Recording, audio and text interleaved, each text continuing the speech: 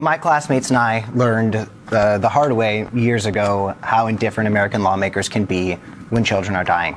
But there is a very important distinction to make here, which is that the shooter who killed 17 people at my high school was apprehended by law enforcement and prosecuted to the fullest extent of the law.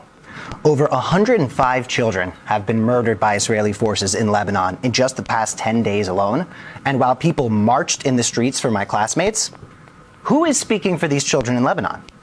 Where is their voice? Where is the outrage about those deaths? In this country, a certain type of child dying is a tragedy. But elsewhere in the world, if it's brown Muslim children, it means nothing. It's negligible. People just kind of shrug it off.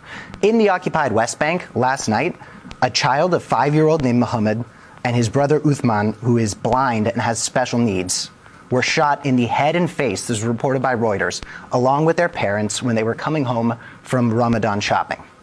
2 children survived from that family.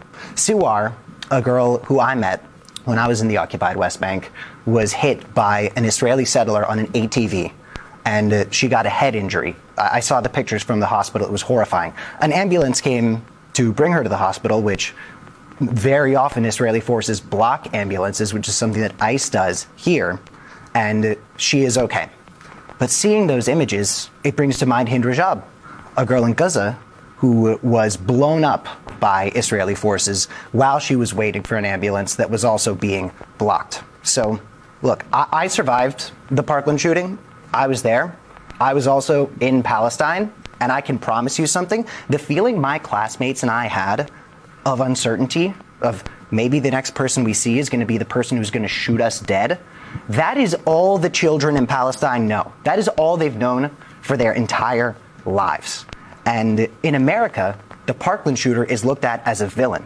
But in the state of Israel, the people who are killing these innocents are brave, heroic warriors. And frankly, I think that that is disgusting.